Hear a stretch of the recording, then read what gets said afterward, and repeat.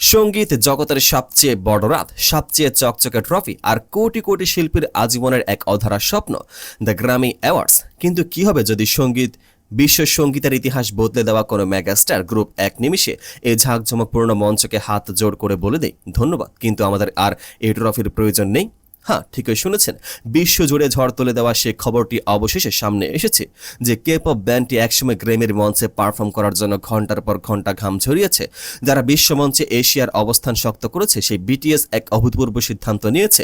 BTS আনুষ্ঠানিকভাবে জানিয়ে দিয়েছে তারা তাদের সাম্প্রতিক কোনো গান বা অ্যালবাম আগামী 69তম গ্র্যামি অ্যাওয়ার্ডসের জন্য জমা দেবে না। কিন্তু কেন? যে অ্যাওয়ার্ড পাওয়ার জন্য পুরো বিশ্বের তাবড় তাবড় গায়ক গায়িকা মুখিয়ে থাকেন, যে মঞ্চে ওঠার জন্য বছরের পর বছর পরিকল্পনা করা হয়, সেই মঞ্চকে বিটিএস কেন এক ঝটকায় ফিরিয়ে দিল? এর পেছনে কি লুকিয়ে আছে কোনো দীর্ঘদিনের অভিমান, নাকি রেকর্ড একাডেমির কোনো নতুন নিয়মের বিরুদ্ধে এটি এক নীরব কিন্তু শক্তিশালী প্রতিবাদ?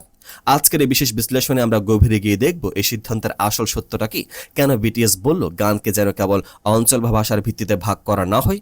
স্ক্রিনের সামনে শক্ত হয়ে বসুন, কারণ মিউজিক ইন্ডাস্ট্রির পেছনে রাজনীতি এবং বিটিএস এর এই মাস্টার স্ট্রোকের আসল গল্প এখন আপনার সামনে উন্মোচিত হতে যাচ্ছে। ঘটনাটি ঘটেছিল 29শে জুলাই। হঠাৎ করে সোশ্যাল মিডিয়া একটি বার্তা দাবানলের মতো ছড়িয়ে পড়ে। বিটিএস এর সদস্যরা তাদের ব্যক্তিগত এবং অফিসিয়াল সোশ্যাল মিডিয়া অ্যাকাউন্টের মাধ্যমে একটি যৌথ বিবৃতি প্রকাশ করেন। সে বার্তায় খুব সাধারণ কিন্তু ভীষণ ওজনদার কয়েকটি বাক্য লেখা ছিল।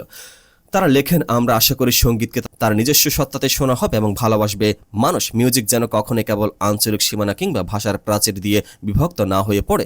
সেই সাথে তাদের বিশ্বজোড়া অনুরাগী আর্মি এবং সাধারণ শ্রোতাদের প্রতি কৃতজ্ঞতা প্রকাশ করেন, যারা বছরের পর বছর ধরে ভাষার বাঁধা টপকে তাদের গানকে ভালোবেসে এসেছেন।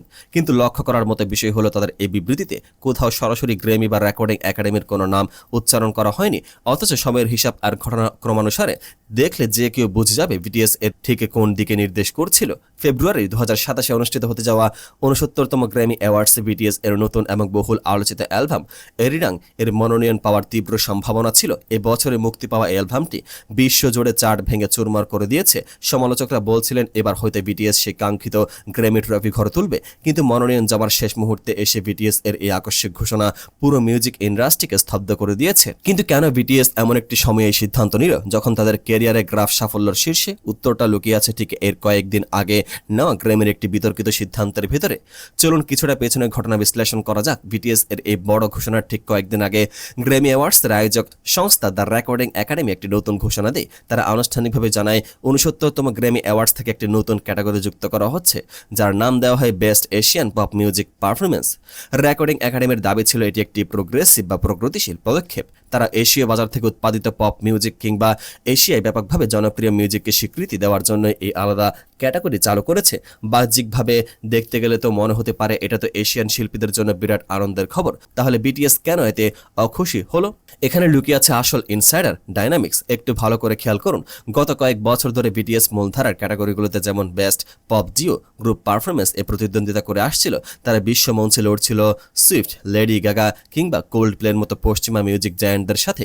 কিন্তু যখন Grammy best Asian pop music performance নামের একটি আলাদা ঘরানা তৈরি করে দিল, তখন বার্তাটা ঠিক কি দাঁড়ালো? মিউজিক বোদ্ধাদের মতে এর মাধ্যমে পশ্চিমা সঙ্গীত শিল্পী মূলত এশিয়ান অসামান্য পপ মিউজিকগুলোর মূলত প্রতিযোগিতা থেকে সরিয়ে একটি আলাদা বাক্সে বন্দি করে দেওয়ার চেষ্টা করলো। সহজ কথায়, তোমরা এশিয়ানরা নিজেদের মধ্যে প্রতিযোগিতা করো, আমাদের মূল ক্যাটাগরিতে আসার দরকার নেই। বিটিএস এর বিবৃতিতে যখন বলা হয় মিউজিক যেন ভাষা বা অঞ্চলের ভিত্তিকে বিভক্ত না হয়, তখন স্পষ্ট হয়ে যায় যে তারা গ্র্যামির এই তথাকথিত আলাদা সম্মানকে প্রকৃতপক্ষে এক ধরনের সূক্ষ্ম বৈষম্য এবং গেটওয়াইজেশন হিসেবে দেখছেন।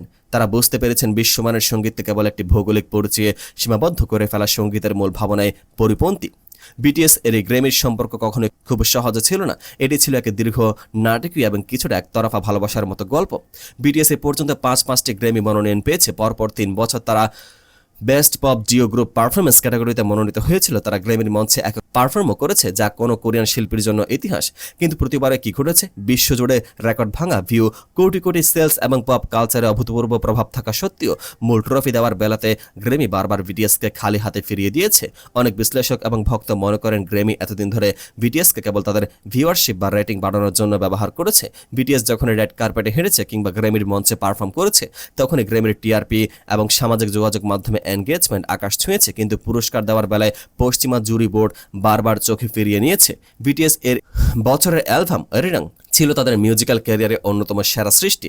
এই অ্যালবামে তারা তাদের ঐতিহ্যবাহী কোরিয়ান সুরের সাথে আধুনিক পপ মিউজিকের এমন এক অপূর্ব সংমিশ্রণ ঘটিয়েছে যা বিশ্বজুড়ে প্রশংসিত হয়েছে। এটি কেবল একটি অ্যালবাম ছিল না, এটি ছিল বিশ্ব সঙ্গীতে এশীয় সংস্কৃতির এক গর্বিত উপস্থিতি।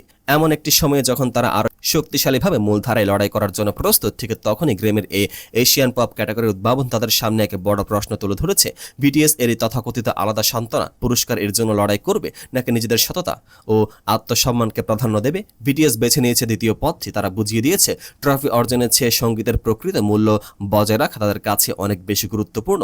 বিটিএস এর সিদ্ধান্ত কেবল তাদের 7 জন সদস্যের নিজস্ব সিদ্ধান্ত নেই, এটি পুরো বিশ্ব সঙ্গীত শিল্পীদের ইতিহাসে এক নতুন মোড়। এতদিন ধরে ধারণা করা হতো পশ্চিমা বিশ্ব বা আমেরিকার স্বীকৃতি না পেলে কোনো বিশ্বমানের ব্যান্ড পূর্ণতা পায় না। গ্র্যামি ছিল স্বীকৃতির সর্বোচ্চ শিখর, কিন্তু বিটিএস আজ সেই পুরনো সমীকরণ চুরমার করে দিয়েছে। তারা প্রমাণ করে দিল আজকের দিনে বিশ্বজুড়ে শ্রোতাদের ভালোবাসা পাওয়ার জন্য কোনো নির্দিষ্ট পশ্চিমা প্রতিষ্ঠানের সিলমোহরের প্রয়োজন নেই। এই বয়কটের ফলে গ্র্যামি আয়োজকদের উপর কতটা চাপ সৃষ্টি হবে তা বুঝতে বিশেষজ্ঞ হওয়ার প্রয়োজন নেই। প্রথমত, কোটি কোটি আর্মি এবং পপ সঙ্গীত প্রেমীরা ইতিমধ্যে গ্র্যামির এই নীতি নিয়ে প্রশ্ন তুলতে শুরু করেছে। দ্বিতীয়ত, গ্র্যামির ভিউয়ারশিপে এর এক বিরাট প্রভাব পড়বে, কারণ বিটিএস এর লাইভ উপস্থিতি না থাকা মানে লাখ লাখ দর্শকদের মুখ ফিরিয়ে নেওয়া। সবচেয়ে বড় কথা, বিটিএস এর এই পদক্ষেপ অন্যান্য অপশ্চিমা ও এশীয় শিল্পীদের মনেও এক বিশাল সাহসের সঞ্চার করেছে। তারা এখন ভাবতে বাধ্য হবে পশ্চিমা অ্যাওয়ার্ড শোগুলোর দেওয়া আলাদা ক্যাটাগরির সুবিধা কি সত্যি কোনো সম্মান, নাকি মূলধারা থেকে তাদের দূরে রাখার এক কৌশল। বিটিএস এর স্পষ্ট বার্তা দিয়ে দিয়েছে, সঙ্গীতের কোনো পাসপোর্ট নেই, সঙ্গীতের কোনো নির্দিষ্ট ভাষা নেই। ভালো গান যদি মন ছুঁয়ে যায় তবে তা বিশ্বজনীন, তাকে জোর করে কোনো আঞ্চলিক চৌকাঠের ভিতরে আটকে রাখা যায় না। দিন শেষে বিটিএস এর সিদ্ধান্ত তাদের ক্যারিয়ারকে কিভাবে প্রভাবিত করবে? তারা কি কখনো আর গ্র্যামির মঞ্চে ফিরবে, নাকি এটি ছিল গ্র্যামি ও বিটিএস এর সম্পর্কের চূড়ান্ত ইতি? এইসব প্রশ্নের উত্তর হয়তো ভবিষ্যতে পাওয়া যাবে, কিন্তু একটি বিষয় আজ সূর্যলোকের মতো পরিষ্কার, বিটিএস কেবল 7 জন গায়ক বা নাচিয়ে দিয়ে তৈরি হওয়া একটি সাধারণ ব্যান্ড নয়। তারা এমন এক সাংস্কৃতিক আন্দোলনের নাম যা গণ্ডি ভাঙতে জানে, যা অন্যান্য ব্যবস্থার বিরুদ্ধে মাথা উঁচু করে দাঁড়াতে জানে। তারা ট্রফি ছাড়াই কোটি কোটি মানুষের হৃদয় জয় করে নিয়েছে। তাদের তৈরি এরিরাং অ্যালবামটি ইতিমধ্যে পৃথিবীর আনাচে কানাচে অনুরণিত হচ্ছে।